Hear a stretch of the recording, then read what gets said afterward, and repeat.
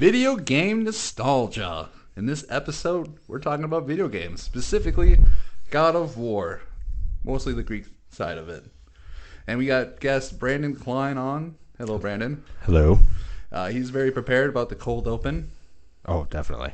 So, you have any more to say? Cue the music. Hey, you got the tagline. Let's cue the music. Nice and short.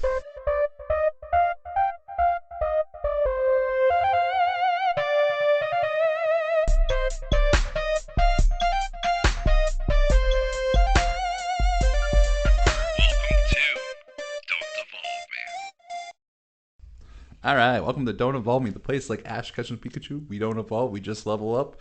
It's the video game nostalgia episode. We're talking God of War. We're talking video games in general, but we're also talking God of War. We have new guest on, Brandon Kline, old friend.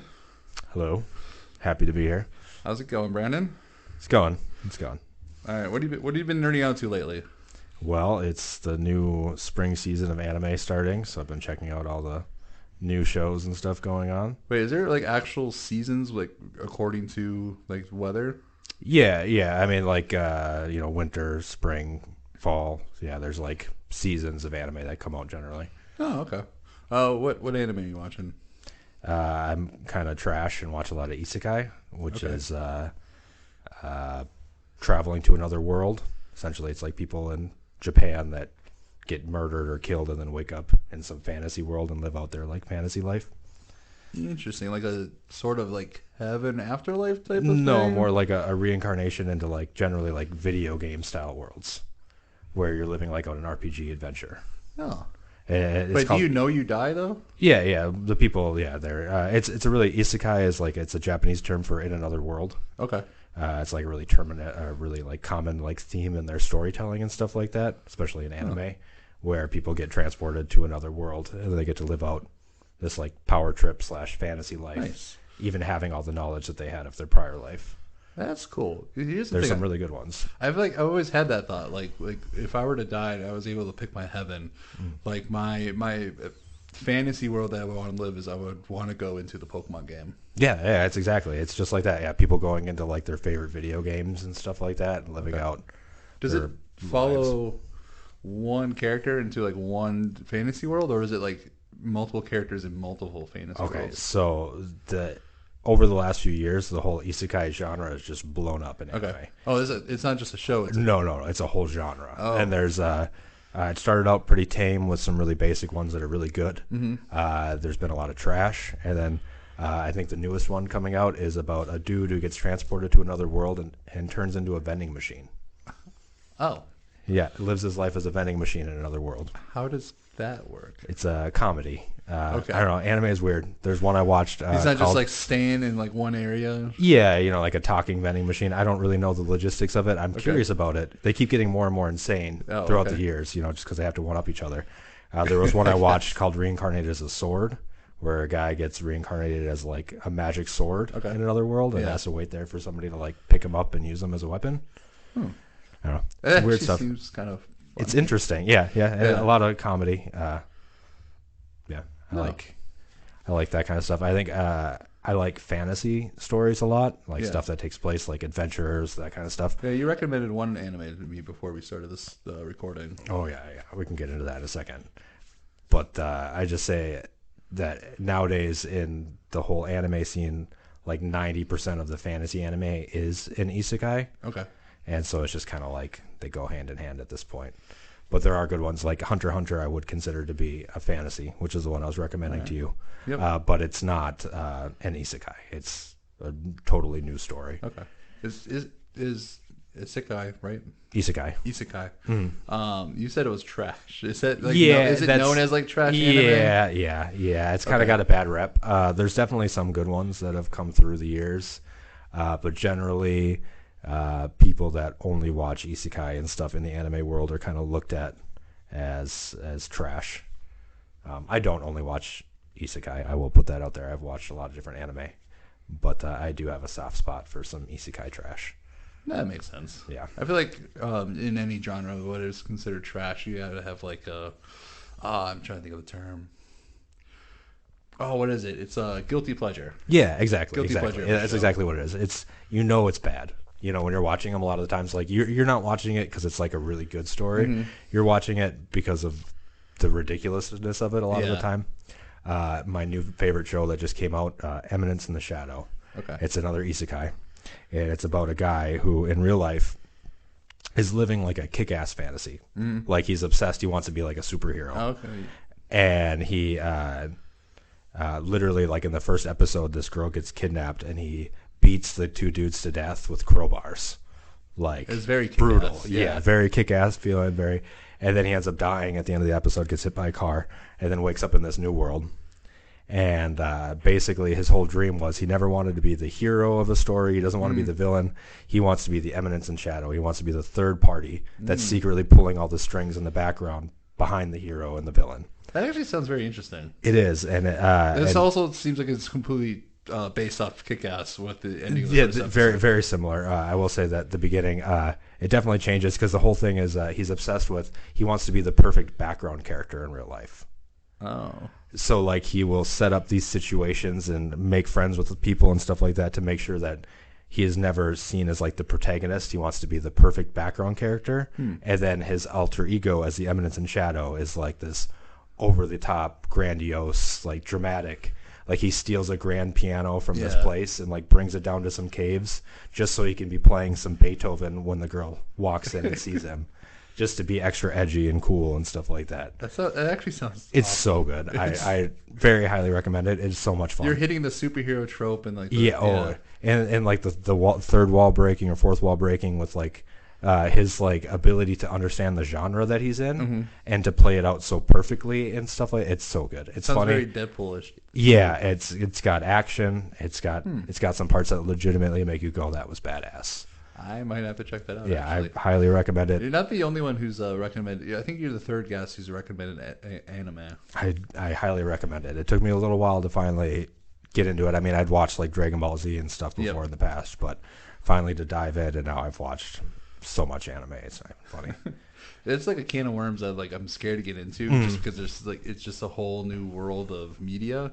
I've got Full Metal Alchemist Brotherhood, which I hear is like the best It is. anime to watch. That's what I've heard that a lot too, and I'm gonna be the person that says that I didn't finish that show.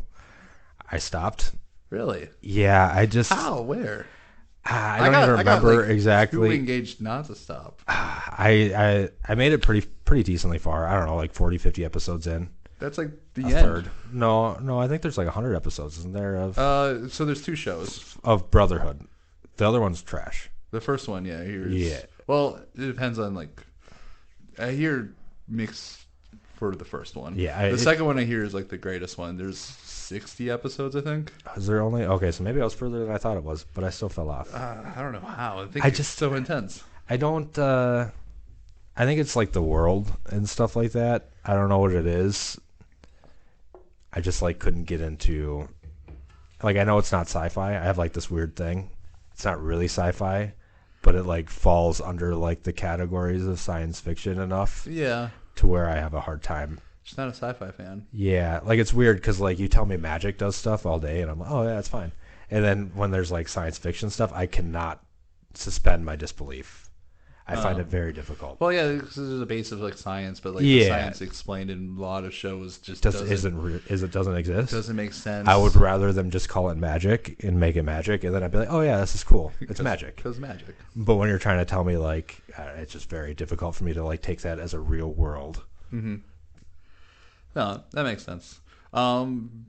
Me nerding out. What am I nerding out to? I was gonna say Game of Thrones. Game of Thrones finished the season finale. I already kind of talked about it a little bit.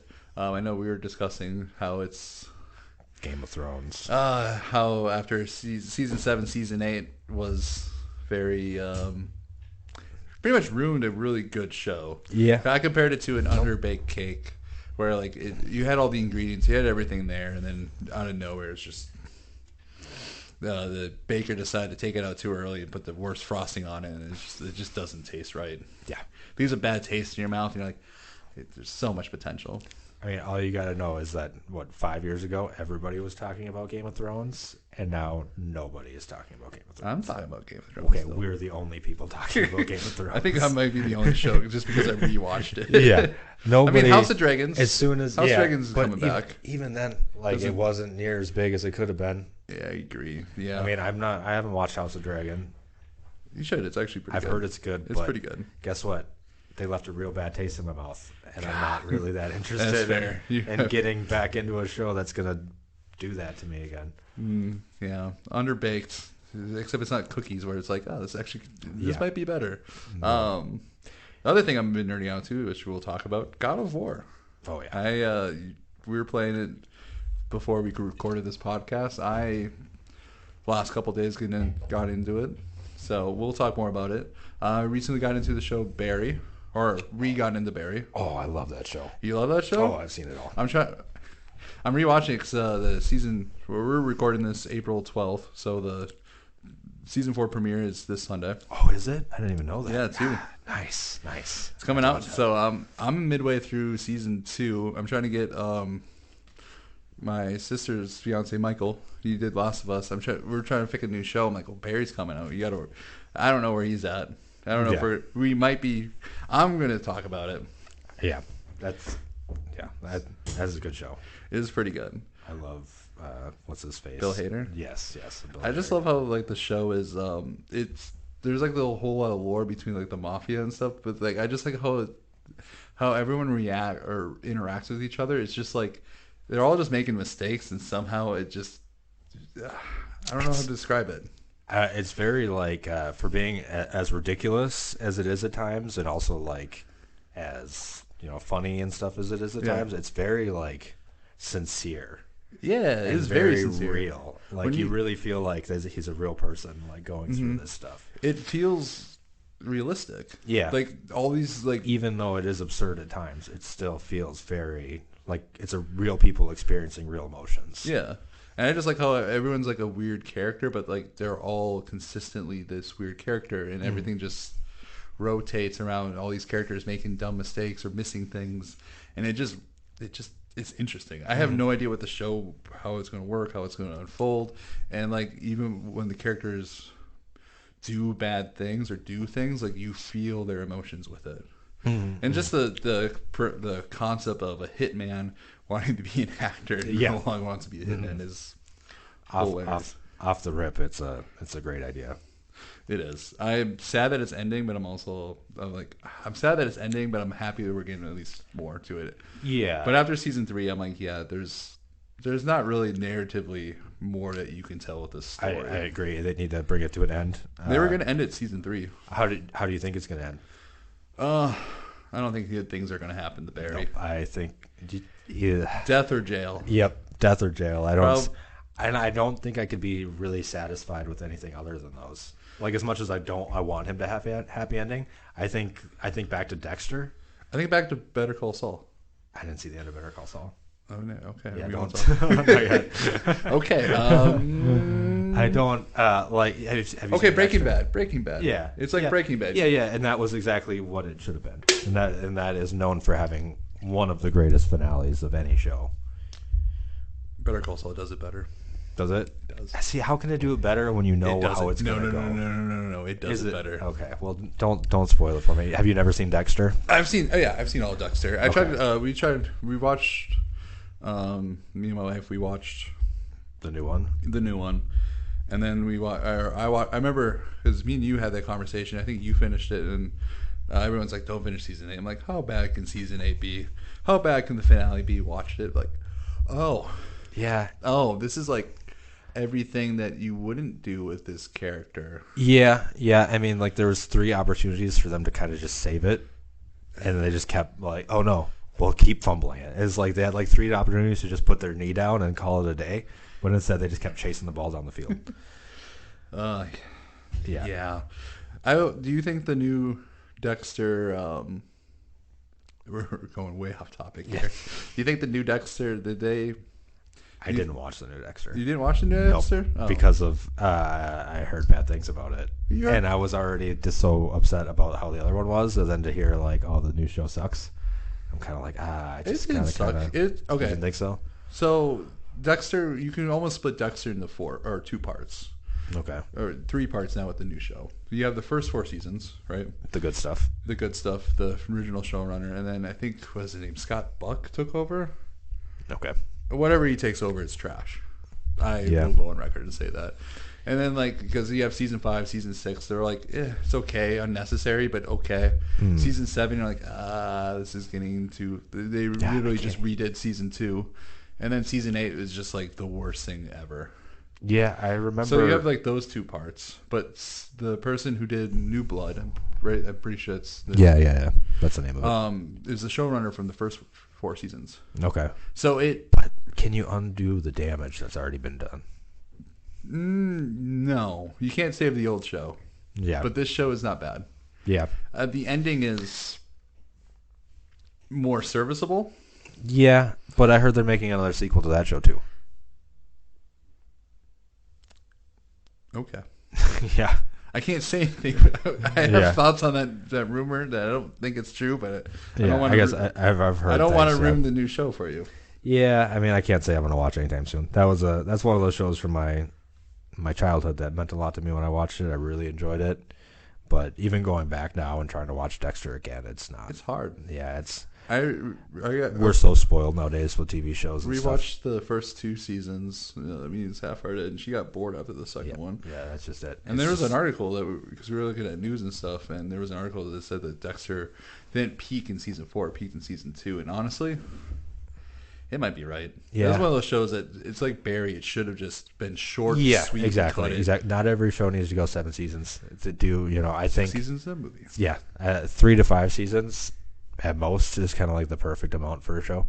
I say that being like the biggest Supernatural fan there ever was, and hoping that there's another season 16 comes out soon. No, that's a show you that might be surprised. That's a show that you kept pushing me on, and I got to season 5 and I stopped. Oh man, no. I know that's the greatest part, but yeah.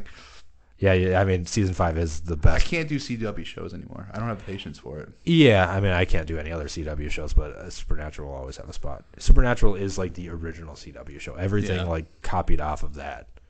All of those like dark, dramatic takes and stuff like that. It doesn't feel near as bad knowing that it originated in this show, and it's not just another copy of every other CW show. All right, should we get into video games real quick? Sure. We can spend. Yeah. We almost just be recording like multiple because we can get deep into TV shows. Oh, yeah. All right, let's get into some news real quick, and then we'll talk. It's time for a news quickie. Oh, yeah. All right, we're going to do some quick news, not a whole lot, because we're recording this on April 12th, and this will be released late April. So, the Marvel's trailer came out yesterday. Showed Brandon the trailer this morning. What was your thoughts, Brandon? It looks more fun than I thought it would. Yeah, I thought this movie was going to be trash. Yeah, I didn't have a whole lot of high hopes. I haven't been really excited about anything coming out in the MCU lately. Mm-hmm. Not even Guardians of the Galaxy 3? I want to see it, but if it would have came out 2 years ago, I think I'd be a lot more excited about it. But now knowing that not only is it like the last Guardians of the Galaxy, the last James Gunn thing that we're going to get in the MCU.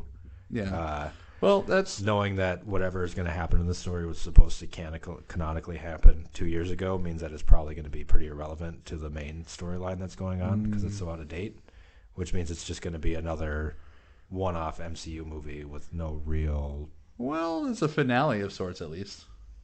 Yeah, but is it going to be a good one? Should it be the finale for the Guardians? Why is it the Guardians of the Galaxy finale? Because James Gunn left the MCU? I think originally they were always going to plan it as a trilogy. Yeah, I mean, I could see that like for the movies, but like, are we still going to have the Guardians in like the next Avengers movie and stuff? Or are they just? I think they'll be around, but I don't think we're getting Guardians. At least not for a little while. Because Batista quit. Hey, he's quitting. Yeah, I don't blame him. That's a lot of makeup. Yeah, I don't. Same with like Gamora too. Yeah, or Zoe Nebula. Yeah, her too. But Marvels. Let's get back to Marvels. Captain Marvel.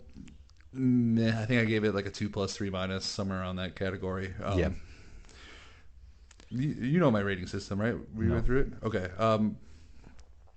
quick rating system because we'll talk God of War and we'll do this.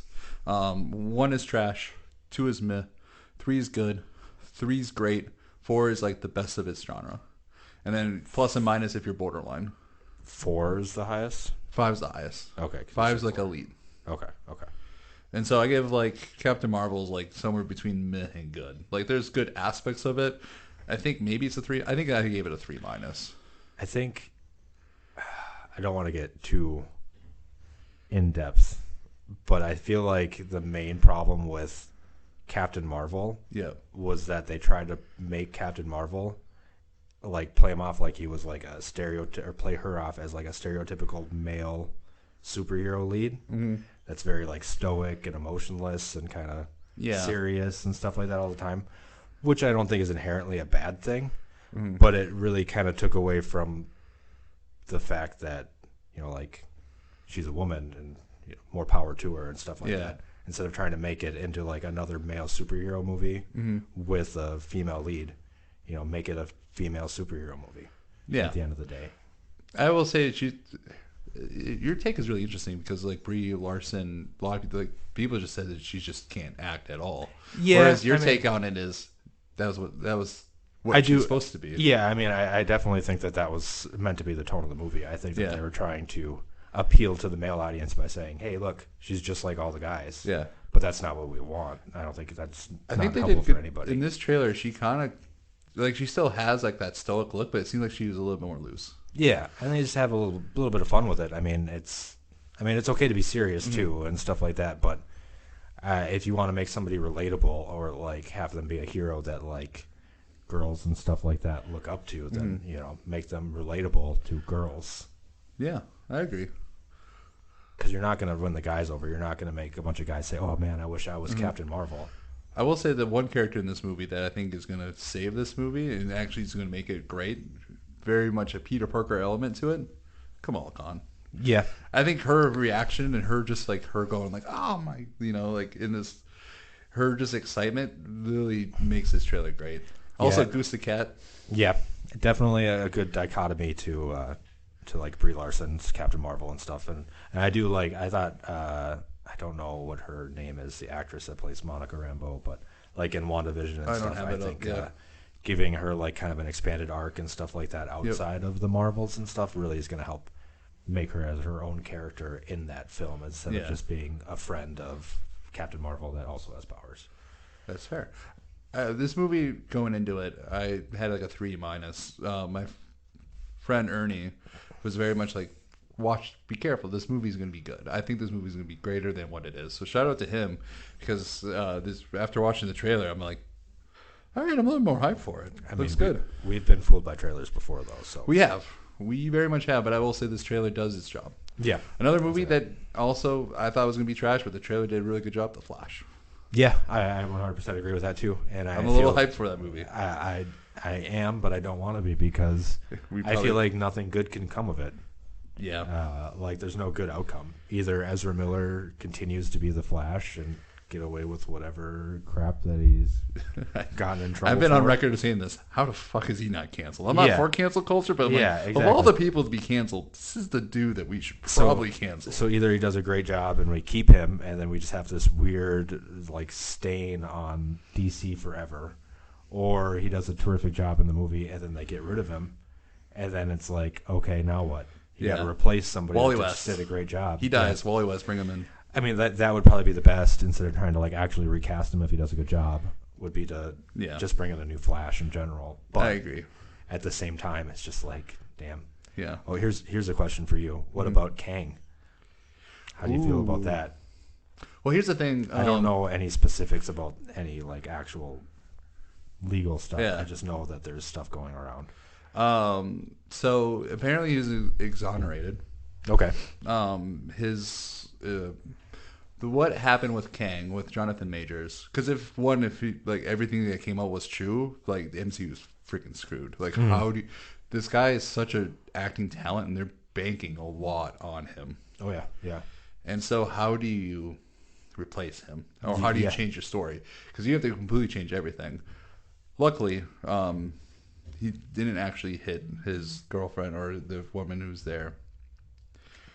From what was told was he's the one who called the cops. He's the one who brought it in, but she at the moment was going through like a mental health crisis and told the cops that she was hit by him, which means he had to be arrested. All these stories came out, and then there was texts between the two that the lawyer showed saying like, no, the woman in the text to Jonathan Majors was saying like, hey, I'm sorry this has happened. I told the cops at the time I didn't want you arrested, but like that's how it works. Well, So should be in good standing. I'm hoping that's the case. yeah, I mean, I hope for his sake and everyone involved that obviously it's not anything really serious. I was just annoyed by the whole cancel culture aspect of everything. Like one, if the rumor was true that he had hit her, like yeah, he deserves all of that hate, all of that cancel. Maybe not all the cancellation, but like he deserves that flack. But if it's one of those, I don't know. it just we're comes quick down to to cancel. it's the whole guilty until proven innocent. Yeah. You got it. It should be innocent until proven guilty is how it's supposed to be. not how- But we don't give people the benefit of the doubt most of the time. No, humans are made to make snap judgments. Yeah. All right, we got to move on because we got some video games to talk about. All right, you have some Yu-Gi-Oh news or Yu-Gi-Oh news for us. Oh, well, for the first time in about 10 years, volcanic cards from back in the GX days are getting some new support. Pretty exciting stuff. It's not going to actually shake up the game whatsoever. They're not good enough to be played. However, it is pretty exciting news around the Yu-Gi-Oh universe because it means that Konami does listen eventually, and it only takes about 10 years for them to respond to people's requests. All right, guys, if you want something in 10 years, you let them know because they'll get it get to on you it in right 10 now. years. Yeah. You need some new support for your favorite pet deck. You better start asking now. And you'll get it eventually. It's been 10 years since I played Yu-Gi-Oh. Me and this man used to, with a bunch of others, used to have tournaments. We used to go to tournaments. We went to one tournament, and it wasn't an actual tournament. It was a pack opening. It was very disappointing. Oh, yeah. Sealed limited stuff. I think I went one out of two, and I lost the first like preliminary round. Yeah. I don't know what was going on. I'm like, I gotta make a new deck out of these new cards. I have no idea. Yeah, I don't like that very much. I don't. It's like limited formats. They're fair in a way, but they're also. It comes down to luck. Yeah. At the end of the day. What cards do you have? How do you? Yeah, if you don't get lucky and you just get absolute crap pulls, then there's not a whole lot you can do about it. Yep. And I'm not a very lucky person. All right. Some Mario news. Chris Pratt's original voice was rejected. Yeah, that's not surprising. Yeah, his original voice apparently was very Tony Soprano, very Italian. Like, it's me, I'm Mario, and I'm going to talk Italian this entire time. Like, yeah. Okay, okay. Yeah. That's the impression that I got from it. I will say, I know you've only listened to the trailers because you haven't seen the movie yet. I will say his voice is a lot better. Like, I think it's better than most people give him credit for, at least originally. And I think you had a good point before we started recording about Chris Pratt. Yeah, I mean, at the end of the day, I don't think it was a lose-lose situation for him. Like we were saying, if he did like a really, even if it was a great Italian accent, even he still would have gotten a lot of flack for not being Italian. And then on this opposite, by not doing one at all, he gets a lot of flack for not doing an Italian accent. He was just poorly cast, I think. Yeah, it's not his fault. I don't know. I mean, it's his fault for taking it, but like, how do you not? I mean, right? How do you not turn on? Somebody asked you if you wanted to play Mario. I mean, I would turn it down. I don't think. I'm like, I am not. I don't know. Fair enough. But I mean, like Jack Black Bowser, like I would be like, hell yeah. Oh yeah. Jack Black obviously is a legend. I don't know. I mean, who else do you pick to play Mario? I think the only person that you can make an argument for is the actual voice actor of Mario that's still alive. I think that's the only real person that you can like make an argument that should have had it. But at the end of the day, all he's ever done is yips and yahas. Yeah. He's never actually done any lines and stuff like that for Mario. Yeah. So I will say Chris Pratt did probably the best performance he could. It's serviceable. It's one of those voices where, like, once you get into the movie, I don't hear Chris Pratt.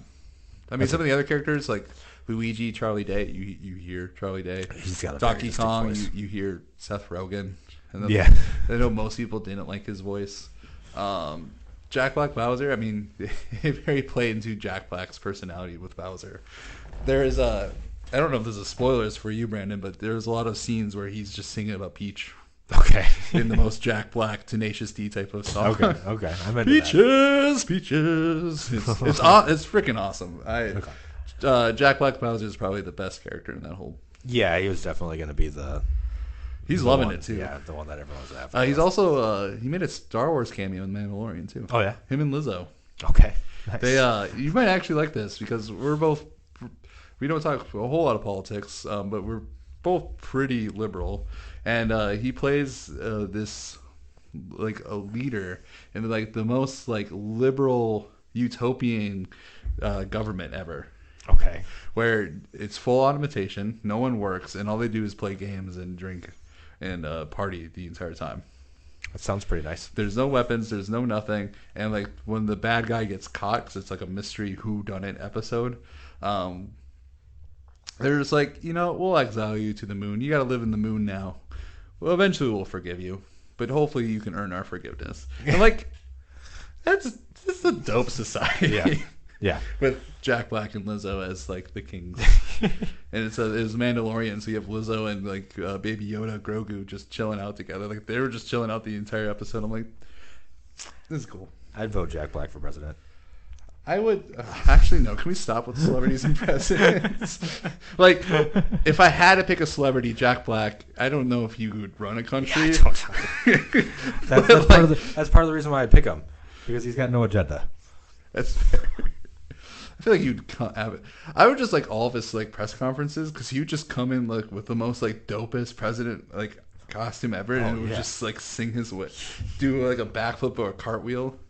Okay, we're diving into this. That was a long news quickie. It was a very intimate. Oh man, my news quickies never become news quickies. All right, let's get into it. Video game nostalgia. So we're starting a new series on Don't Involve Me, where we go into and dive into video games that we enjoyed as kids. And I gave Brandon the choice of I gave him a list of video games that I was willing to talk about, because me and him, we played a lot of similar video games. That's true. And this is not what I would pick first, but I let him pick, and he chose God of War. Yes. God of War. I chose that because with my extreme ADHD as a child, it's like the first game I actually remember completing. Yeah, let's talk. All right, let's talk God of War and how we got into it, because God of War also has a special place in a very special place in my love of video games. It was not like the first video game, because there's a lot of firsts, but this is one of those games where I started playing more seriously into. Like where I got seriously into it. All right, you start and I'll follow up. Okay. So I guess God of War, like I said, was the first game I actually beat, that I remember beating as a child. Playing with friends, God of War 1 and 2. I bought a PlayStation 3 in order to play God of War 3. I bought a PlayStation 4 in order to play God of War. Wait, no. God of War 2018 would be like the proper title. Yeah. I don't like that they just call it God of War. Yeah, 2018. Okay, there it makes podcasting hard. Come on. Yeah, it's just like the Mortal Kombat thing. That's another one I could talk about. Come on, Santa Monica Studios. Yeah, Mortal Kombat 9. At least or that Mortal makes Kombat. Sense. Yeah, that one at least has a number behind it, but it is just called Mortal Kombat. But yeah, and eventually I will. Well, maybe not. I might break the tradition because the last God of War game did come to PC eventually. Mm-hmm. So I'm hoping if I wait another year or so, maybe less, it'll come to PC and I won't have to buy a PS5 just to play God of War. That'd be nice. No, follow by God. It's pretty much, the only reason why I would buy a PS5. I don't think there's any other really exclusives these days that I would want on PlayStation. Outside of Spider-Man. But they both come to PC now. Fair point.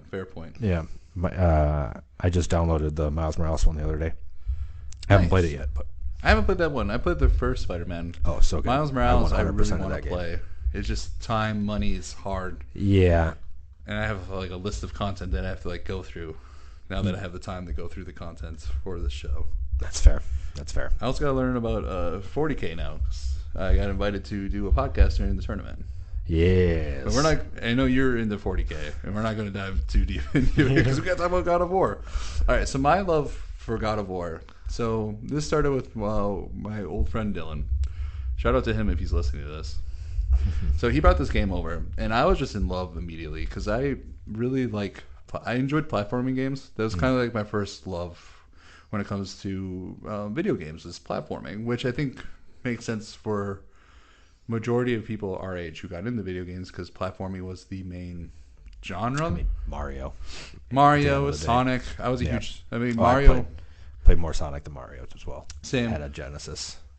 Same. Had the Genesis. My dad, he played Super Mario Bros. It's weird. You know my dad. It's weird to think that he's the one who got me into video games because, he gets into video games. I don't know if he has ADHD. So I found out all my siblings probably has it, and so my parents probably have it. And there's moments where my dad he gets really into something, he gets hyper focused ADHD into something, but he has no other signs. But there's moments where with video games he gets really into it.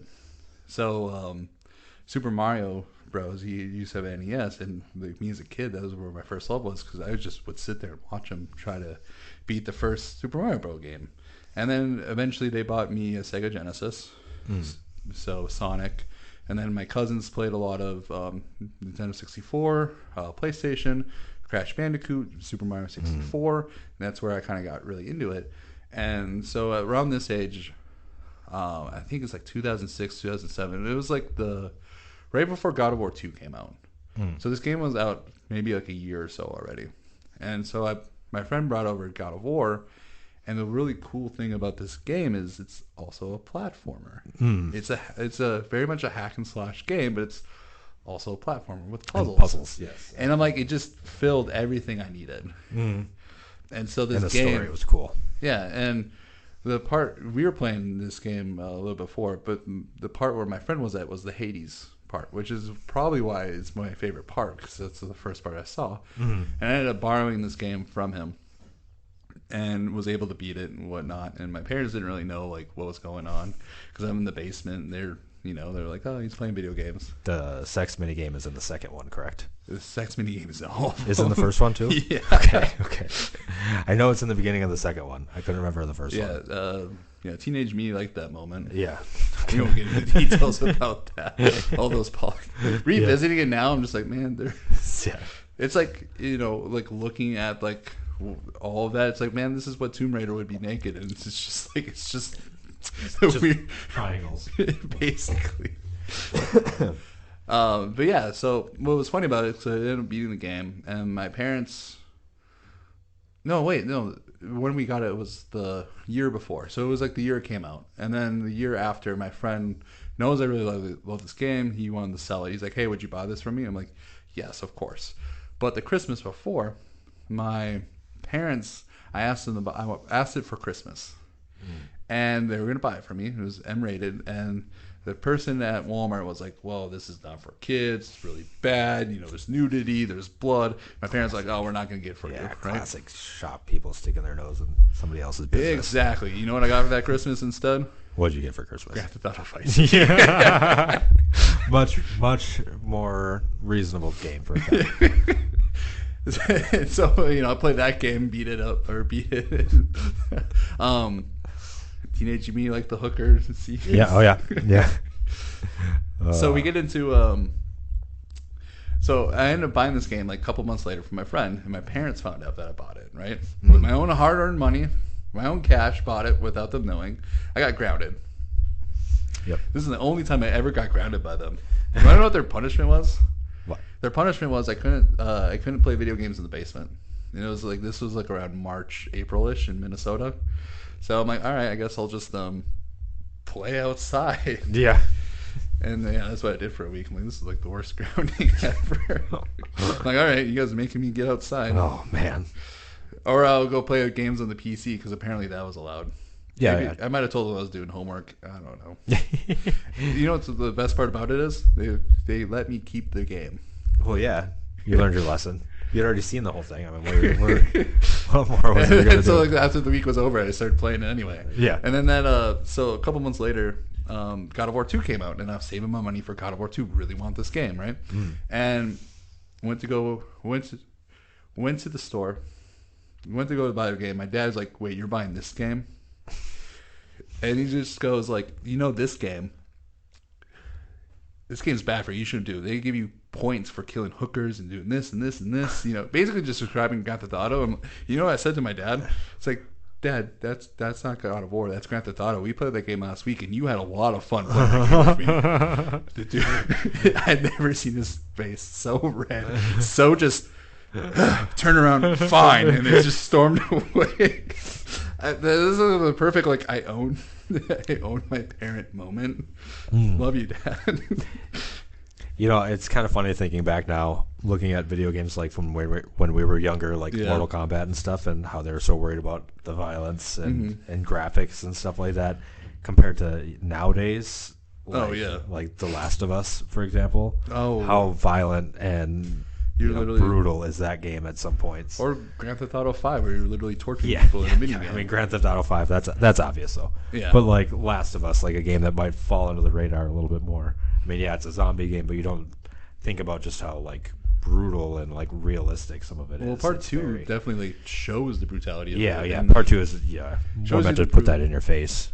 Puts in the face you have people dying, or you're killing NPCs, but these NPCs, you get to learn their backstory. You actually get to learn about the NPCs too. You get to know their backstory. They could cry out their names. If their dog dies, you hear the whimper of the dog, and they're like, "No, not you." Whatever dog name, trying to think of a Shadow or something. Yeah, that's more of a cat. What's a very typical dog? It's a dog name. Shadow's Fido. Fido? Yeah. Who names their dog Fido? I don't know. People obviously do. Otherwise, I wouldn't know that. Seems like a very what's a generic dog name that no one ever uses, but you always think of? Fido. Yeah.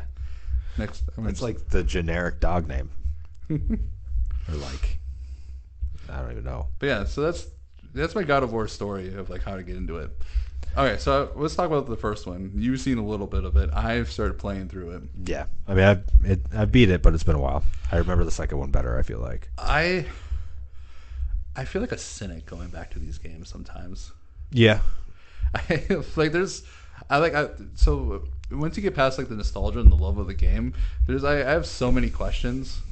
Whereas I'm pretty sure my friend Donald would just be yelling at me don't think about it.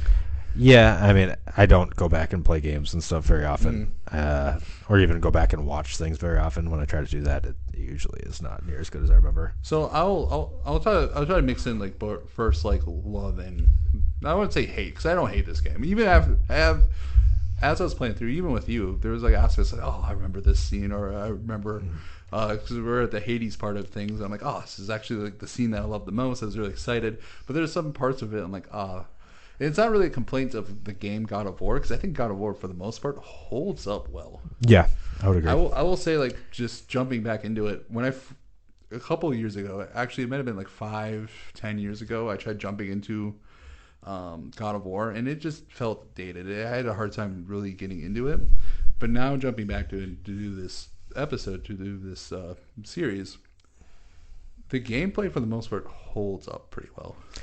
Yeah, I could see that. That's kind of what made it so great to begin with. It's simple, but it was very solid. Yeah, and it was very tight, and it felt good to control, and it felt good it had impacted the actual gameplay itself. I mean, it's very dated for a first game ever. This might be one of the best first games ever. Yeah, because if you think back, first games ever, usually the best games in a series is not the first game. I think of Uncharted 1. Yeah. I don't think I've ever went back to Uncharted 1 for the fact that the gameplay is awful. Yeah, the story's great. You just spend most of the game hiding behind a wall shooting at people. Yeah. Trying not to get caught after the endless amount of endless waves. Yeah. That's one of those games where it's just you're definitely the bad guy in that game. Just YouTube the cutscenes. Yeah, it's the best part. But then you get Uncharted 2, and that's arguably the best game in the series. Yeah, I don't think there's too many games where you'd say the first one's the best. But God of War is arguably, there's a debate here that it's one of the better games. Probably not now with God of War and God of War Ragnarok. I don't know. God of War 3 is still pretty damn good. It is fair. I think if anything, the best part about the whole God of War franchise has been their ability to maintain a high standard across all of the titles. Outside of the spinoffs. Even the spin-offs aren't that bad. No, they're not. But For being PSP games and stuff like that, you got to consider the console and stuff that they were made for. I will say Ascension wasn't that great. I never finished Ascension. I haven't played either of them. I forgot that game 1 existed, and 2 that I played it. And then I played it halfway through and got bored. Did you play it on a PSP? No, it's a PlayStation 3 game. Yeah. Oh, okay, yeah. The remake or remaster or whatever? No, I'm pretty sure it's an original game. I don't think so. I thought so. Is there an original game besides God of War 3 for PlayStation Ascension. 3? I thought that was a PSP game. I don't think it was. I think it was straight up PlayStation. Okay, let's look into it. Just a quick Google search. I already have I don't think I played it, to be honest. But Ascension was first released for PlayStation 3 in 2013. The only game in the series to feature multiplayer. See, I don't even remember it. Yeah, I don't remember anything about that game then. Yeah, to be honest, I thought that was a PSP one. So we'll just act like that one doesn't exist. I think just most cross people it off can the agree list. with it. Yeah, but yeah, God of War in the main titles. So God of War, I'm mostly talking about God of War because I did watch the videos of God of War 2 and 3, and I played a lot of God of War 2. I think I've only played 3 maybe once or twice through. Yeah. Whereas God of War, the first one, this is probably like my 5th or 6th playthrough. Yeah. And you could tell it's my playthrough because I haven't played this game in maybe 15 years. And I'm like, you were watching me just feel like, wait, what did I do? Oh, wait, I think I have to go here, and then I have to go here, and then I go here. You said it's like riding a bike because that's how I feel on this game. I played this game so many times, I'm like, oh yeah, you have to go here. This game doesn't tell you shit sometimes. No, yeah. A lot of old games didn't. You have to explore. Yeah, exactly. It's like the old Pokemon game where you have to like walk around. Whereas like now, if you play Pokemon, they're like literally you go 2 steps and they're like, "Hey, let me tell you everything you need to do." What's better in the Pokemon world? What's better? Yeah, in your opinion, what do you? Oh, the first few games are a lot better. I hate being going back. Yeah, I don't necessarily like the hand holding, but going back and playing some of those old ones, there is like zero direction on some of that stuff. There's fair. You have literally like without a walkthrough, I could not figure it out. But it's so much more rewarding, I would say. Yeah, I'm not saying I like having my hand held either, but I do think that there's kind of a balance there. There is definitely a balance. I think coming back to like Last of Us and Uncharted, Naughty Dog in general, they do a really good job of Crash Bandicoot. Huh? Nothing. I don't know, not so much Crash Bandicoot in this regards, but the game is great. Yeah. They do a really good job of like telling you where to go indirectly. Yeah, I think simply because like how they laid up the environment. They use a lot of yellows to tell you where to go. Yeah, I think that's just a big W in game design when they're able to kind of secretly guide you to where you're supposed to go, not forcefully, and to make it give you the illusion of choice. No. Yeah. Okay. Just it vibrates a lot when you fiddle with it. Fair enough. Fair enough. Also, it turns off the microphone. Oh yeah, I don't want that. No, I mean like we're pretty good into it. So if we had to redo anything, it's not too far in. All right, back to God of War. But yeah, so playing this game, I will say the game, like the cutscenes are so outdated. So I'm playing this PlayStation 3 collection version of it. I didn't play the original PlayStation 2. I was an idiot and sold it off. I regret doing so. I think I got like $20 for it. Not worth it. If you have a PlayStation 2, freaking keep it. Yeah, if you've held on to it this long, might as well just keep holding on to it. Exactly. I wish I did because I had like the original games for it too. But gameplay holds up well. Like the graphics hold up really well. The camera is just so interesting. And I actually think they did a really good job with the camera because like there's some games like older games the camera's just freaking awful. This game is weird, but just the camera work, it shows you exactly what it wants to show you, and the backgrounds for a PlayStation 2 game are very admirable. Like the Temple of Pandora, and like you're on the outside and you're climbing on the outside of the temple and you can see Kronos just like like it's not like super detailed where like these days it's like super realistic, but it's very like for a PlayStation 2 game you're like, god damn. It gives you the impression that you're in a much bigger world. Yeah. Without having to load it. It's very much so like the original Dark Souls kind of at the same time. even though you're only in like small rooms and corridors most of the time, Yep. because of the backgrounds and how everything kind of flowed together, it really gives you the impression that you're in a much larger connected world, which is something that I think that God of War did very well. It just really feels everything kind of just links together seamlessly as you're walking through areas and stuff. There's no like odd loading screens and stuff like that at weird times. There's moments where like the game has to catch up and you're like, oh wait, loading. Yeah, There's moments. but that's limitations of the technology at the time. I will say that the level designs for God of War is amazing. I love how everything's just connected in this world, where you start off. I actually really want to talk about the starting scene because the starting scene is like probably one of the greatest like opening levels in video games. But like you go from you're in the Aegean Sea fighting the Hydra, and I want to get back to that. Okay. So I want to talk about that. And then you go into Athens. Athens is at war with Ares. And then you go into the area where like you fight your way to the main boss fight. But then you go into this, not a side quest, but the main quest of going to the temple. And then in the temple, everything comes back to the rings of Pandora. So you're going into these little spots, but like it all comes back. And you made a point while we were playing that like everything is linear, but doesn't seem that way. Like you have to get everything. You have to collect the pieces. You have to collect all the puzzle pieces to finish the puzzle. And it leads it to you in a very linear way, but there's such an illusion behind it because everything circles back where it seems like it's more of an open world. Yeah, with enemy placement and fights and stuff like that spawning in certain places, it gives you the illusion that you're making progress in certain directions and stuff like that when really you're kind of just going one way at the end of the day. Yeah, it's definitely a quality to the game design that they're able to do that. Okay, can we talk about the level design and how the world just doesn't make sense and how... For example, the Temple of Pandora.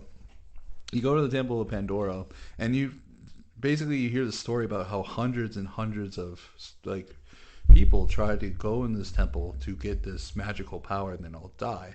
And you meet several people like in this temple, but when you go in there, it's like these ruins, and you beat the puzzle, and the thing breaks. My whole question is like, wait, shouldn't this be broken already? I am under the strong impression that Kratos is the first one ever. Nobody's ever even made it through the front door. Well, all the people are there. The inside deeper? Yeah. Magic. That's my first question is like, wait, how do these traps get reset? Is there like people in the background that reset it? Is it magic? Is it the gods? I like your answer. It's just magic, and how everything's just very video game-ish. Like, you can't make this jump unless you know how to double jump. Yeah. Or like you can't do this unless you know how to swim. But like Kratos doesn't learn. Oh, I guess he doesn't know how to swim until he gets the trident. I'm like, wait, I'm pretty sure Kratos probably knows how to swim before this. But he can hold his breath indefinitely now.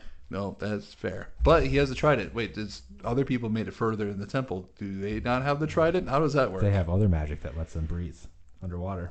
They can skip past that part. They didn't need to find the conveniently placed MacGuffin in order to progress through the temple. They already had that ability. I just like the belief that like it just magic resets everything. Yeah. But everything's just very video gaming because there's just chests everywhere with orbs.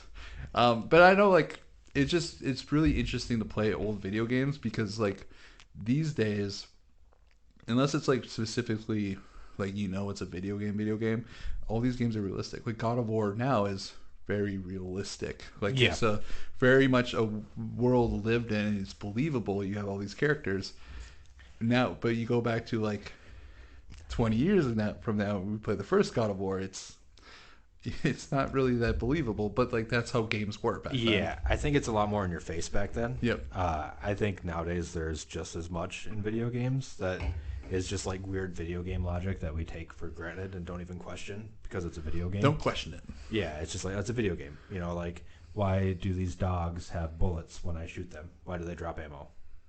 Because it's a video game. Yeah, that's why. Why do they drop money? They don't have pockets. I think. Well, again, Last of Us is the last thing I like played too. There was some questions where I'm like, oh, why is this people dropping ammo? Or like, oh, they have a gun in hand. Why didn't they drop ammo? Yeah. But that game actually went into it where like they go and they take the gun and they take the bullets out of it, or at least there's a sound. Or like Ellie at one point was like, "Man, there's a lot of supplies in the city was still left over." Yeah. But she said it in the area where like she gets jumped by 4 people who were stationed there. So it's like, oh, that's an obvious cue. Like there is a lot of things here. Oh yeah, there's people living here. That's why. Yeah.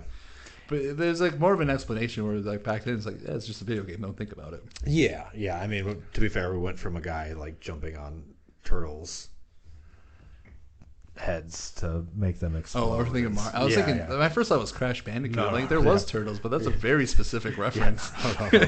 Thinking Mario. Mario. The suspension of disbelief has come quite far. I will say this: Mario is a mass murderer. Yeah, I mean, yeah. Kills He's just a plumber from an outside world. Just decides to just kill all the Goombas and Koopas, and they're just living their lives. They could be. I don't know. They're not hurting anybody else. It's not like they're killing each other or anything. Yeah, that's fair. At that time, they weren't even like going after him. They're just like they weren't even they're not even necessarily attacking him. He's just getting in their way. Most video game characters are mass murderers. Nathan Drake. Yeah, he's got quite the body count. Crash Bandicoot. Yeah, literally any platformer. Yeah. I mean, to be fair though, Crash also gets killed pretty gruesomely in that game. Much more so than like Mario. It gets like flattened and burned to a crisp, to ash and stuff. Mario just, falls the face off of the just falls off the map. Man, imagine if someone died. That's how people die, like car accident. Just, oh no! And then fades into the ground like, oh wait, there is an afterlife, and they all get sucked into the ground. Like, that's just your fate. You just, that should be an anime of sorts. If people die, you just see everyone just get sucked into the ground, but no one knows what's up or why that happens. We could talk about anime. I could go on a tangent right now. Is there an anime show? Similar. Oh God, I don't. Save it. We'll talk about it afterwards. All right. Okay. So here's my major complaint about this game. If coming back into it, and that is, I feel like I felt this way too when I was a kid, but I didn't complain about it because I just absolutely love this game. The biggest complaint that I have about it is it's a hack and slash platformer puzzle game. And I think the thing I hated the most about it replaying it is the hack and slash aspect of it just felt like unnecessary filler at most points. Yeah, I mean, especially in the first game, the actual combat wasn't near as refined. Like, there's no combos. There's no. I mean, there is, but there's the very basic, boom, boom, boom combo. I mean, you were watching me play where, like, I would be in the middle of a combo and then some, like, enemy just out of nowhere would either break out of that combo or just would, like, ruin it. And it was very frustrating. Like, all right, I got a combo, boom, boom, boom, and then I just get hit. Yeah, or even, like, for example, with, like, you're using that sword. It had like 3 moves, like it hit, and then did a spin attack, and that was all you did over and over and over and over again. As opposed to like the new God of War game, for instance, when you have all these different types of attacks, you can throw the Leviathan axe, you can catch it back, you can use your magic in between, you can switch between your weapons on the fly, which you can do in that game, but nothing like combos into each other, nothing like really flows into each other. It's just like you switch, now you got your sword, boom, boom. It doesn't flow at all, and then you get hit. And when you have like multiple enemies, like multiple type of enemies, especially when you get like long ranging or short range, it's freaking brutal at times. Yeah, and there's like a block parry, but it doesn't really. Yeah, you get blocked, but like if like 2 enemies are like doing the whole like attack at the same time, you block one, you get hit with another. Yeah, it doesn't give you like an invincibility frame or anything like that. It doesn't seem to. So yeah, and there's certain aspects where like, do I really need to face villains right now, or villains, or do I really? It can definitely feel like they're just padding out the runtime of the game for sure. They're just adding people in to make it. Take longer. I walked into like a room that was like 6 foot by like 3 foot, and there's 30 enemies that just spawned in that room. Like, why do I need to fight 30 of these enemies? And they just too fast, and it just kept spawning and spawning and spawning. I'm like, oh my god! Or like they're just like they'll spawn like 3 times, but there will be like the weakest enemy where I'll just wait from the spawn, grab, split in half, wait from the spawn, grab, split in half, and I'm like this. I guess like in harder difficulty, it's more of that challenge. But even in like the harder difficulties, the challenge isn't necessarily more fun. It's just more enemies that have more health. Yeah, it's just more of a grind. And this game felt that way. It felt like there was a lot of hack and slash grinding to get to the actual story beats to it. which is like, I find the platforming aspect of it, the storytelling aspect of it, the puzzles to be the best part of the game. Yeah, Like going through the level design. Definitely. I was always a big Greek god, and Greek Same. mythology fan, so having a whole story based on that was always very cool. Yeah, and yeah, so this game, I'm enjoying the playthrough for the most part. I'm like sad that we're doing this already, but I'm like, oh, I guess I don't have to finish this unless we continue to talk about God of War 2 in depth and God of War 3 in depth, and especially God of War the Norse 2018 and God of War Ragnarok, when I guess it's not really more nostalgia, that'd be more of a fresh take review type of thing. It's more of proves our fandom worth it. I feel like by showing how good it's become and how well it's held up over the years, it really makes you appreciate what came before. Yeah, and I will say, I thought God of War was dead. Yeah. I think everyone thought it was dead. God of War 3 was a great game, but it ended the series pretty definitively. Yep, and Ascension just, we forgot about it. Yeah, I didn't even know it existed. It came out after God of War 3. Are you sure about that? Yeah. Okay. Yeah, I never paid attention to that game, I guess. Yeah, so God of War 1. Favorite part you remember? I kind of mentioned my favorite part. Well, after reminding me of the Krakens and stuff in the beginning. Oh, yeah, we got to talk about it. Yeah, I will say that part's pretty awesome. Well, all right. One thing I think God of War does amazingly well, and I think they've done it for the most part pretty well in every single game. I watched a little bit of Ragnarok just through YouTube just to kind of see the game a little bit story-wise. Do you think God of War... What are you going to say, boss fights? Yeah, we got to talk about the boss fights. I thought that's what you were going to say. God of War starts out these games amazingly. Has really good beginnings, yeah. In the first game, I feel like you just jump into it. You're in the Aegean Sea. Within like 5 to 10 minutes, you're fighting a Hydra already. Yep. And I remember as a kid playing them, like being terrified. Yeah, I agree. I was scared of that thing. Massive, screaming Hydra. And you're like, yeah. And God of War just does such a good job. Every game, you're just jumping into a boss fight immediately. And it's not just like, boss fight. It's interactive boss fight. Like the whole level, you're fighting this boss. So the first, you're on this boat, and you're fighting enemies. You go into the boat, you're already platforming a little bit. You're kind of learning about the world. You're learning about the chest. The graphics look great for PlayStation 2. Absolutely. And then you're like in the middle of a Hydra fight, and you're slowly learning about Kratos. You're slowly learning what's going on, his character. In the meantime, you're fighting this giant Hydra. You're fighting multiple Hydras. God of War 2 does something very similar. I was going to say, God of War 2. And we could transition to God of War 2, God of War 3. But God of War 2, you're already in this galactic.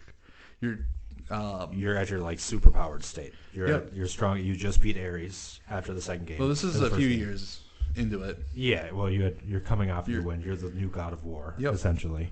And what is it? Some sort of giant colossus is attacking the city? No, you're attacking the city. No, I thought something is attacking and you're defending it. No, I think Kratos is attacking the city. No. Kratos defends the city. I want to say it's from like a giant, almost like a statue of what's her face, Hera or something like that. And then you end up beating it, and then after you, because Zeus tricks you into killing it. No, this is okay. So this is my understanding of it. This is Wiki. Angered at his fellow gods, Kratos runs amok across the city of Rhodes. Zeus intervenes and betrays Kratos. So Kratos is attacking because he's the bad guy in this. Yeah, but why is he? He's an enemy of the gods. But then why does he trust Zeus? I don't know. I guess that's why I'm confused. Video games. Because he literally, Zeus is like, the only way you can defeat whatever is by using all your power, and you got to use the sword. It's a stupid moment from Kratos. Yeah, and he's like, okay, stab me. I think he thinks. And then he absorbs all his power. He thinks he's going against Athena, and he thinks Zeus is on his side. Okay. For reasons. Anyway, talking about the boss fight though. Yes. He's running amok. He's basically trying to take out Rhodes. And there's a giant statue, I swear, that he's fighting. Yeah, it is. Okay. Yeah, Zeus basically turns this giant statue, but he thinks it's Athena at the time. Okay. And so maybe I was just confused as well. So he's going through, he's fighting these soldiers at his like max state from like God of War 1, which I think is really cool that they did this, and I thought it was a really genius way to like bring it back down to Yeah. base. I agree with that. You know, it's not just video games. Like, hell yeah, you're weak now because of video games. They actually have a story to it. And I will say God of War 2, I think God of War 1, I think holds up. I don't know if I'd say it holds up more, but I think most of us are in love with the first one because that's where we got into it. But God of War 2 just did everything better. Yeah, oh yeah. It was definitely an all-around better game. I don't necessarily remember the story that much. Yeah, I'm trying to remember too because I don't even... So he gets... I remember how it ends at the very end. Do you fight Kronos in God of War 2? Is that you're one? going against the Sisters of Fate. Oh, that's what it is. Yep. So you have to go to this mythical island. You're saved by Titan. You have to find the Sisters of Fate. I'm kind of reading off a little bit. And essentially you have to work your way back to that moment where Zeus betrays you. Yep, that's right. You go back in time kind of thing. And then... It gets all a little timey-wimey. You meet a bunch of people, a bunch of Greek figures in God of War 2 on this island of creation, I believe it is. Okay. And so it's kind of similar to... It's very similar to God of War 1, where Athens is the main place, the main fight, but then you have to go to the Temple of Pandora to get whatever you need to kill. To get the Ares. power to make you really big so you can fight Ares. Yep. Megazord. Yeah. But then in God of War 2, the thing happens, you lose all your powers, you go to hell, but then you have to go to... You get the Blades of Era, or what is her name? Athena's Blades in the second one, right? Yeah, because she helps you out. Yep. And then you go to the Island of Creation, and essentially you turn back, you get the powers of the Sisters of Fate who's stopping you, you meet all these heroes, you go back in time, and then you essentially fight Zeus. But you don't kill him. No. Because that's not till the third one. Yeah. So, story-wise, I feel like it's very forgettable in that way because it's just another fetch quest. It's similar to the first one. Yeah. And it's more of a transition to the third one, which most people remember. But even the third one, what happens in the third one, I remember he goes and kills Zeus. Yep. That's what else happens in that game? You fight all the gods. I think that game is interesting because you kill Poseidon in the first 20 minutes. Oh yeah, the first the God of War 3 was just all right. So we had a really cool epic boss fight in the first one. We had a really cool epic boss fight in the first one. How can we top it? Let's take the Titans and climb up, and climb Mount Olympus and then kill all the gods. Yeah. God damn, dude, that first one epic, was dude. Epic. I remember beating God of War 2 when I was younger and seeing the cutscene at the end with all of them, with him riding on the back of Gaia's back up to the Mount Olympus, and God of War 2, by the way, you didn't believe this at the time when I told you this. Yeah. God of War 2 came out when PlayStation 3 was already out. Yeah, I did not know that. And God of War 2 looked amazing. Did it even come out for PlayStation 3? Or did it only came over PS2? There was rumors. I remember back when there was rumors it was going to come out. But then God of War 3 came out, and we're all just excited because it's oh man, God of War 3 on the PlayStation 3, those graphics are going to be sick, and for a time they were sick. The first scene, and God of War 2018 on the PS4, sick. Mwah. Ragnarok probably looks amazing. Oh yeah, on the PS5, I know it looks amazing. I've seen Jesse has it. I've seen it. Yeah, they're graphics wise outside of PSP. They're always top notch. I think that's why we like this game so much. Is everything's just highly refined. It feels like a labor of love. It feels like the people that are making it actually really care about the game and they want to make a good game all the way around. From the voice actors, from Chris Judge to the people. I think Chris Judge was he the first actor? Because they had to change the actor for Kratos. I think he's the one currently. Okay. And he's the guy that played in Battlestar Galactica, if I'm not mistaken. Okay. He played one of the... Look at characters. Yeah, I don't know Battlestar Galactica at all. So, Terrence Carson was the voice for the first Kratos. Okay. And then they went to Christopher Judge for the Norse era games. And the reason why it was because everything was motion captured. Yeah. Which, my God, their no-cut motion capture of is freaking amazing. I can only imagine. I haven't seen anything. Oh no, just if you play the first God of War 18. Oh, you're talking about in the game. Yeah, the cutscenes. Yeah, absolutely. It's just the transitions and stuff between everything. No cuts. They just film it, and that's freaking amazing that they did that. I'm sad that like Terrence Carson couldn't keep the voice role, but like yeah, I think Christopher Judge is doing a pretty good job. Yeah, I think if there was a time to change the voice actor, that it was then. I mean, especially with such a long time period had passed, Yeah. it's understandable for somebody's voice to change a little bit and stuff over time, and to kind of give them a new outlook, especially like a new Kratos, new voice actor. I can't believe how much they just reimagined, like from like the first like 3 games. Kratos was very much just a bloodthirsty man playing out a power fantasy. Like that's what God of War It started was. out, and then you didn't expect the redemption arc. Yeah, You don't expect it, but it's very Jaime Lannister. it comes out of nowhere. Yeah, Without the and sister you don't loving. even realize that you wanted it until you get it. Yeah. And then you're like, okay, yeah, Kratos, he does deserve a family. He does deserve to have love and to learn his lessons. Well, I don't know if I'd say he deserves. Yeah, I think everyone What's the deserves state of to be Greece loved. right in the Yeah. world? It seems like it's pretty much. To be fair on Kratos' To be half, fair, if the gods would have just left him alone to begin with and not mess with him, he never would have gotten into half the trouble that he got into. that's fair. It was their meddling. It was Ares meddling to begin with. Yeah. That started this whole thing off. Wait, did Ares meddle before he called to Ares? No, but Ares didn't have to answer. That's fair. And also Ares didn't have to trick him into killing his own family. That's fair. That's kind of the real catalyst I mean, gods for are the whole dicks. thing. Yeah, Yeah. They're dicks. And then Kratos becomes a god, and he also becomes a dick. But then he Well, learns. he's already a dick. Yeah. Hey, this guy's a mass murderer. Just give him the power of the gods. Well, I mean God of War. I Was guess. was he any different of a mass murderer than any other Spartan warrior before then, or was he just the one that happened to get picked by Ares? Because I don't think he was any different than any other Spartan warrior. I don't know, man. I've watched this man kill random civilians Yeah. in the game, and he could have saved a bunch of them. And he's just like, I don't need you alive. I just need the key on your And neck. I think any Spartan that got Ares' blessing and the power of war behind them, I don't think they would care either. Yeah, that's fair. I mean, we did just watch him just sacrifice a guy into a pit of fire Yeah. without any mercy whatsoever or any like empathy. Because the gods made a temple that required him to do that. He could have showed a little remorse. Yeah. I mean, like the guy in the temple, like literally. I think if you accidentally murder your family, I don't think if you can move on from that, you're probably not caring too much about some random warrior that you found in a dungeon.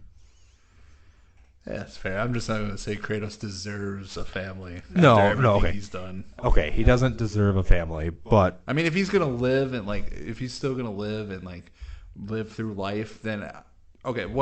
I am for redemption for the most part. yeah, I think that's where I just wouldn't say he deserves it, but I mean, unless you're gonna kill him off or give him that like worst punishment, which I wouldn't even agree upon. It is nice for him to see that redemption and reflect on those moments. I guess it's the question: would you rather see somebody like evil just cease to exist, or would you rather see them learn from their mistakes and become a better person? God damn, that's a good philosophical question. I'm usually in the redemption part if they're willing to redeem. Yeah, I'm not saying you have to give them, an opportunity to do the same evil that Yeah. they did, but Damn, that's a good question. We gotta get into more philosophical debates on here. talk about Kratos and his reasoning. I will say though, like him becoming like a father, especially now, like me being like a father now too. I'm excited to replay this game because I do own the first one, and I got 80% of the way, and I got to a point where it was like a gauntlet of, it was a gauntlet of enemies where I was just like, I can't, like I just couldn't beat it. I had to give the game up because I borrowed it, and then I bought it, haven't touched it since because I was like, I'm at that part, and you know how ADHD brain is. Like, Yep. do I really want to go through that grueling grind and relearn the game just so I can beat this one part to finish it 20? Or can I just watch it on YouTube? Yep. Watch it on YouTube. Yep. Absolutely. And I know how it ends. Yeah. Yeah. All right. All right. How would you rate the series? Knowing that you give me my rating systems, where would you rate these Like games as a whole. Let's go each game. Let's go main series. So 1, 2, 3, 4, 5. One. Essentially, yeah. I've never played 5. Okay, yeah, I haven't played Ragnarok either. But essentially, yeah. Okay. That's tough. I mean, they're all really good. There's not like They're all for me. They're all fours at least. yeah. Bare I don't minimum. yeah. I don't think I could say that any one of them is categorically worse. I would say that one is worse because it had the least amount of stuff in it. Yeah. Just because I hadn't been able to build on it. But we wouldn't have 2 and 3 without 1. So I don't think you can really. It's one of the very few franchises, excluding the non-mainline games, where I don't think that any one of them has been exceptionally better than the others. I mean, maybe God of War 2018 They all was progress such a better. yeah. I mean, the quality increases Mhm. over time, which is how it should be in almost any medium, Yeah. including the story. Goes up, and I just at a steady rate. I don't think Okay. that. I think I have my ratings. Okay. God of War 1, 4+. Okay. It's almost that one might be a 5-, just first game era. Yeah. God of War 2, I think, is a 4. Just because it's one of those, like, the story wise, it's kind of forgettable. Gameplay, everything increases. Yeah. I mean, it's basically just a retread of the first one.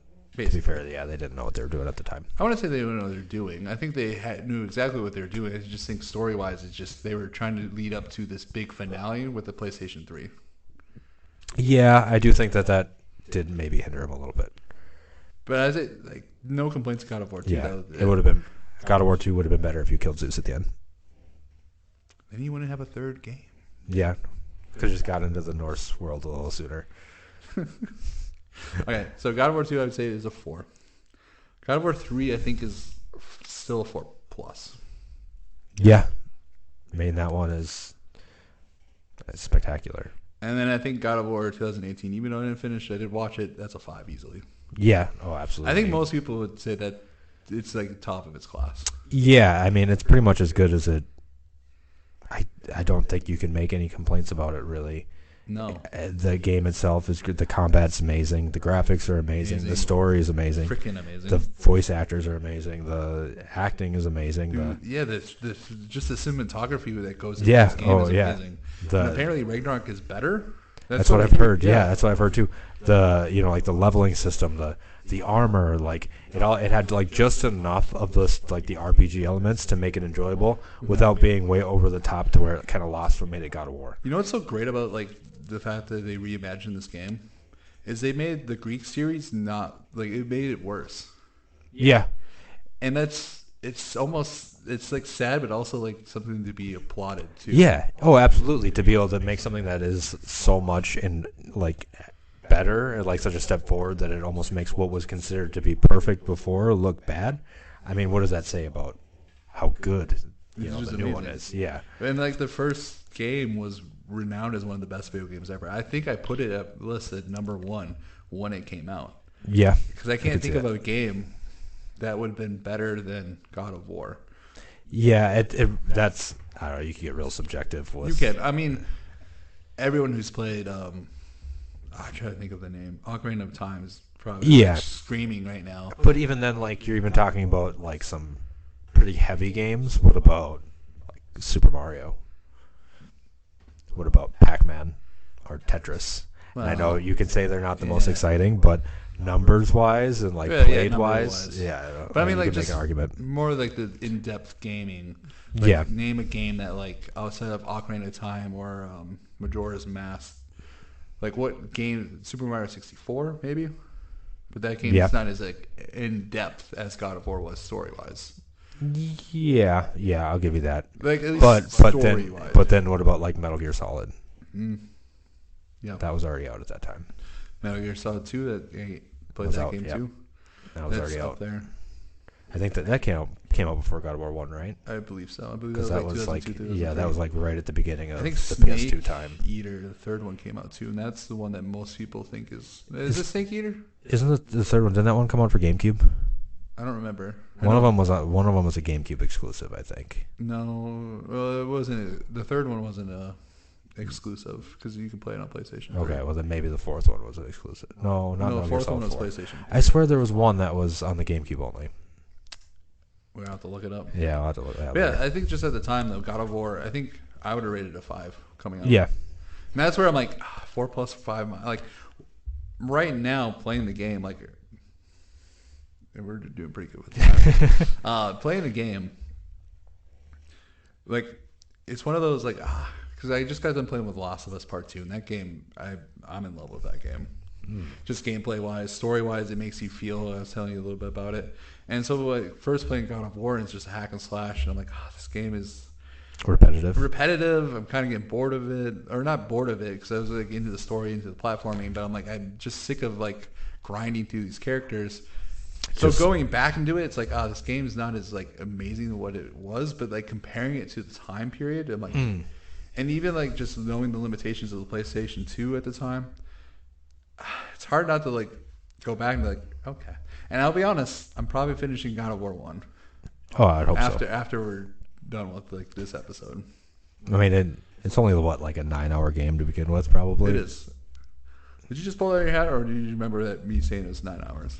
I pulled that out of my head. I'm guessing. Oh, it is exactly 9 hours. Yeah. I mean, give and take, but like the average gameplay is 9 hours. Yeah, I believe and that. And God of War 2 is like 12. And that was a pretty good time for back in the day. Yeah. To be like a 9-hour long video. I was like happy. I'm like, please not. I don't think it's going to be that long. Dude, some of these games now. These days, it's tough to get into some games. Last of Us Part 2 is 30 to 40. Red Dead Redemption 2, I want to get into it. That's 100 hours of gameplay. Yep. It's tough. It's such a commitment. Have you played Red Dead 2? No, I haven't played the first. I played the first one a little bit. Okay. Red Dead I know it's amazing. It's amazing. It's I just don't have my ADHD is too much for that game. Yeah, it's a grind. It's not a grind. It's an adventure. Yeah, but it's one of those adventures you have to be into. Yeah, I will say when I was playing it, my girlfriend at the time, she's like, "Are you playing Cowboys Night?" I'm like, "Hell yeah, I'll play Cowboys Night. It's all I'm doing. I got 100 hours, and I'm planning to do at least 3 or 4 of them tonight." Yep. All right. I don't think I have any more else to talk about God of War. Yeah, I feel like we made some pretty solid points. Mm-hmm. Well, thanks for coming over and talking God of War. I don't know if I'm going to do God of War 2 or God of War 3. I think at some point we'll do God of War 2018 and Ragnarok. Maybe just another full God of War retrospective after everything. Oh, I like that, retrospective. All right, well, this has been your host, Jake Sherbing, with guest Brandon Kline. This is Don't Evolve Me. Thanks for checking us out. Till next time.